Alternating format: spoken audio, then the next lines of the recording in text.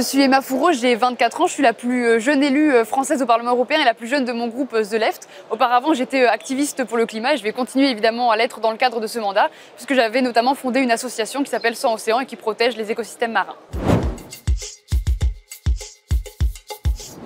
Alors la première chose qu'on fait, c'est pas sexy du tout, hein, c'est toutes les formalités administratives, donc faire la photo pour le badge, déclarer des comptes en banque, enfin plein de trucs pas très drôles mais qui sont nécessaires à faire et surtout réussir à s'orienter dans les couloirs du Parlement européen, ce que je ne réussis toujours pas à l'heure actuelle. Alors j'ai mis plus d'une demi-heure pour trouver le Welcome Village la dernière fois, donc c'est un peu la galère au début.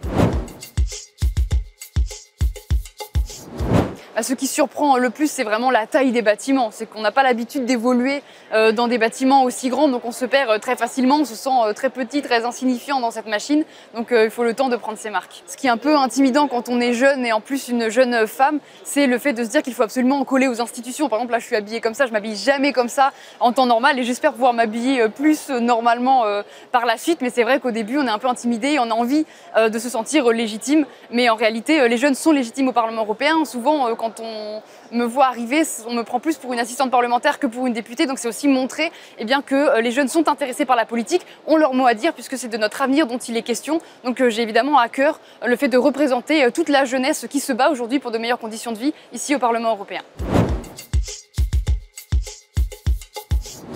Je vais siéger en titulaire dans 2 commissions, donc déjà dans la commission environnement pour pouvoir justement prendre à bras le corps la question de la bifurcation écologique, parce que c'est évidemment notre avenir dont il est question et j'ai à cœur de porter la voix des jeunes qui se mobilisent énormément dans les manifs climat, mais aussi dans toutes les luttes pour le vivant, contre la chute de la biodiversité. Donc il y aura déjà cette commission-là et ensuite une commission qui s'appelle la commission pêche, qui traite justement des enjeux de la pêche. Alors aujourd'hui, elle est très phagocytée par les pros pêche industrielle. Moi évidemment, c'est pas pour porter cette voix-là, mais bien au contraire pour porter la question de la préservation de la biodiversité marine et notamment mettre fin à la pêche industrielle, au chalutage dans les aires marines protégées.